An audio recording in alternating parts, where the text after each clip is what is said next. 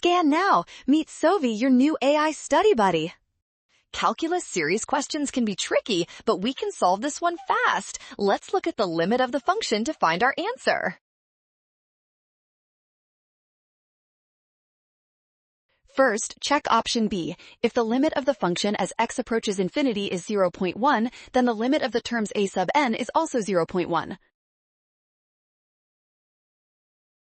Since the limit of the terms is not 0, the divergence test tells us the series must diverge. This makes option B definitely true, so we have found our winner already. Option C is false because the integral test requires a decreasing function. Use the divergence test instead.